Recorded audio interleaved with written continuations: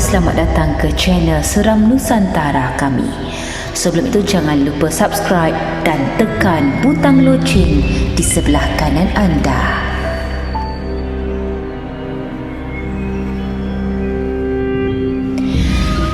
Cerita seram kali ini dikongsikan oleh seorang wanita bernama Syasha yang menunggu giliran untuk melahirkan anak di wad bersalin sebuah hospital swasta di Johor.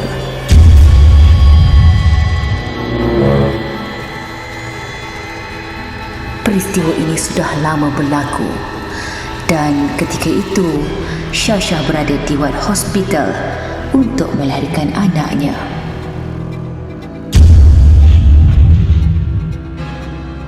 Disebabkan wanita itu mengalami pendarahan yang agak banyak, bayinya ditempatkan di wad perasingan. Jadi, apabila tiba waktu malam, Syasha selalu mengambil peluang untuk keluar berjalan-jalan di wad bayi untuk melihat keadaannya.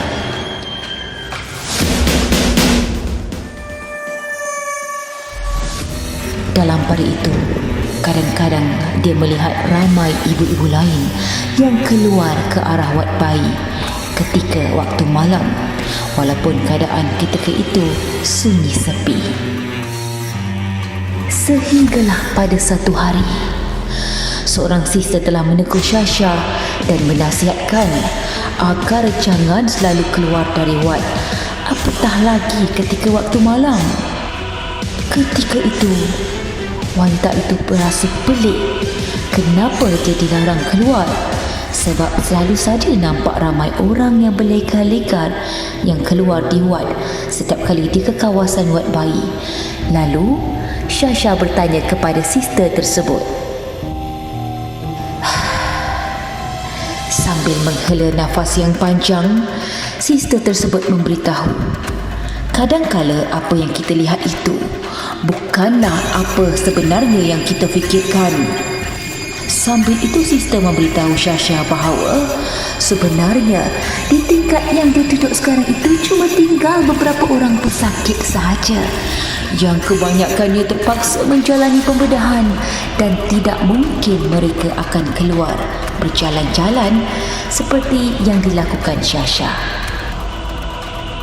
Malah katanya, kadangkala terdengar jeritan, tangisan yang tidak tahu di mana arah tuju suara itu. Mendengar saja penerangan sister itu serta merta buruh dingin Syasha merempes keluar. Dia merasa seram sejuk. Sister tersebut terus bercerita bahawa sebelum ini ada perkara-perkara ganjil yang pernah dialami oleh beliau sendiri. Contohnya, ada satu hari beliau ingin ke tandas dan meminta salah seorang jururawat di situ mengambil alih untuk memantau tugas beliau sebentar. Tetapi alangkah terkejutnya apabila tiba di tandas itu dia ternampak seorang jururawat tersebut berada betul-betul di hadapan pintu sebuah tandas. Beliau terus bertanyakan jururawat itu apa yang dibuatnya di situ. Tetapi dia tiba-tiba diam dan langsung tidak menjawab. Dengan matanya yang seakan-akan merah dan merengus, terus menuju ke arah salah sebuah tandas di situ. Tiba-tiba sister tersebut seakan terdengar suara seperti orang sedang menghisap sesuatu dari dalam tandas tersebut.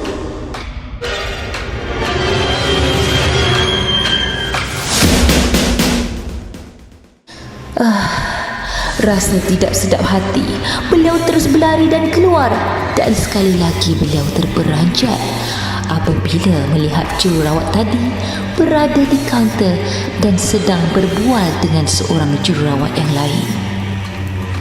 Sampai saja di kaunter, sister tersebut terus memarahi jururawat berkenaan kerana tidak mengikut arahan beliau. Dan yang anehnya, jururawat itu berkata dia tidak ke mana-mana dan hanya duduk di situ sambil berbual sementara menunggu sister itu ke tandas sebentar.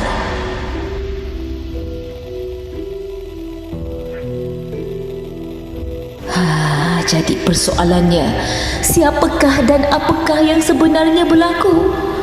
Dan apakah yang ditemui oleh sister itu sewaktu di tandas tadi? Oleh kerana itu, sister menasihatkan agar Sasha duduk saja di dalam wad, dan kalau perlukan pertolongan apa-apa, panggil saja jurawat yang bertugas. Selepas usai berborak bersama sister tadi, dalam keadaan tergamam, Sasha terus terdiam 1000 bahasa mendengar cerita sister tadi. Keesokannya, Sasha mencari sister yang berbual bersama dengannya pada malam tadi untuk mengucapkan terima kasih atas nasihat yang diberikan. Tetapi yang peliknya,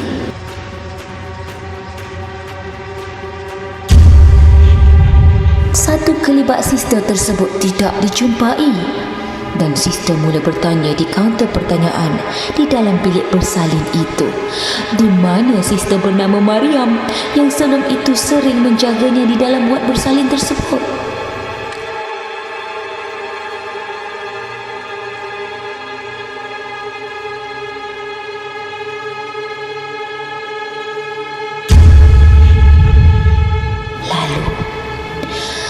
Saf di situ mengatakan bahawa sister Mariam off duty sejak semalam lagi.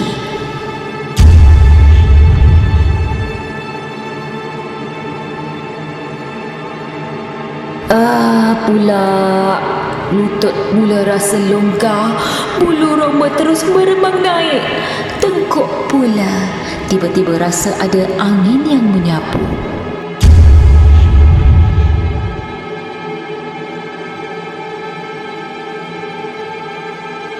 Allahu, siapa pula yang ngajak aku berborak malam tadi kalau bukan sister Mariam yang sering menjaga ibu-ibu mengandung di wad bersalin ni?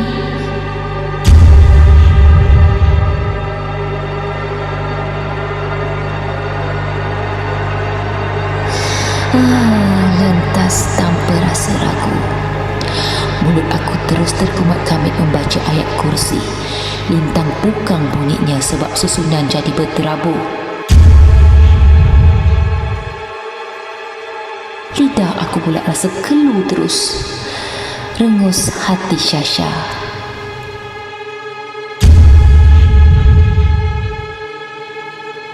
Maka ketika itu jugalah Sasha minta dipindahkan masuk ke bilik lain sebab tak nak keluar masuk ke toilet laluan belakang yang menjadi misteri seram dalam kisah perjalanan dia melahirkan anak pertama.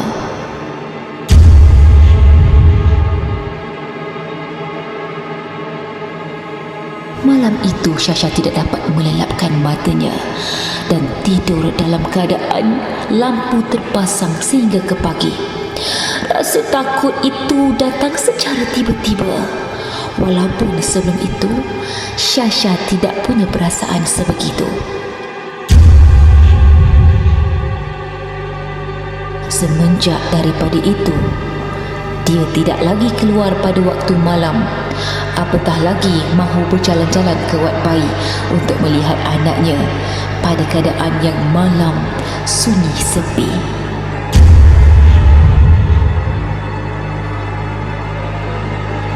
Jadi, rasanya di semua tempat ataupun di mana saja ada kisah mistik dan misteri yang pernah dialami oleh diri kita sendiri ataupun orang lain. Biasanya sama ada rezeki ataupun belum untuk berjumpa makhluk misteri itu.